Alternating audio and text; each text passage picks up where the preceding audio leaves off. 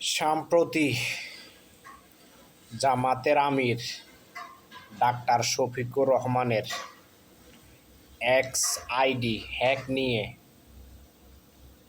যে সমস্ত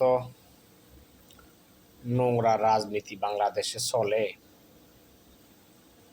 আফসোস জাতির জন্য।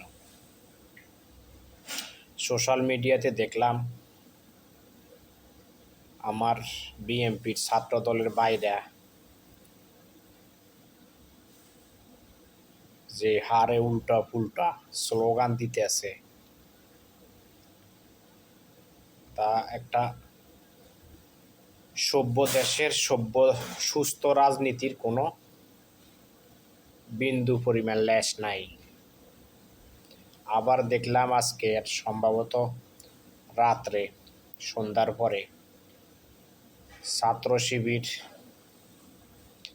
মিছিল বের করে তারেক রহমানকে নিয়ে যে হারে কুরুচিপূর্ণ বক্তব্য দিচ্ছে,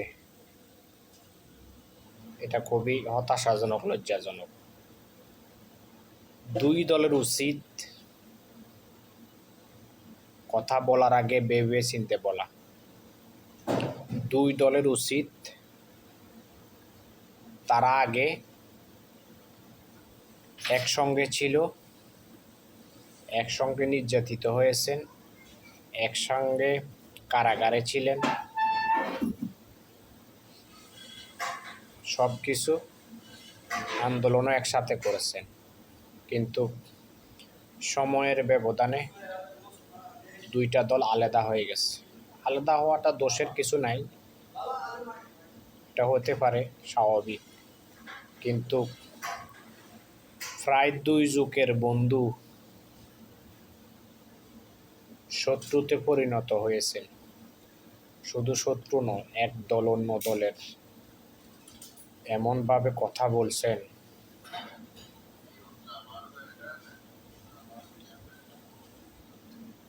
তা আমরা যারা সাধারণ পাবলিক আছি না, আমরা শুনে আমাদের থেকে খারাপ লাগে। কিরে ভাই, সবাই মিলেমিশে রাজনীতি করেন, সমস্যা নাই। জনগণ যাকে ভোট দিবে, জনগণ যাকে ভালো মনে করবে সে নির্বাচিত হবে। সবাই আমাদের ভাই। বিএনপিতে জিতলো আমাদের ভাই, জামাতে জিতলো আমাদের ভাই। আমরা চাই দেশের উন্নয়ন, দুর্নীতি বন্ধ হোক, চাঁদাবাজি বন্ধ হোক, সন্ত্রাস বন্ধ হোক, মানুষ শান্তি মতে থাকুক, শান্তি মতে খাওক, শান্তি মতে চিকিৎসা পাক।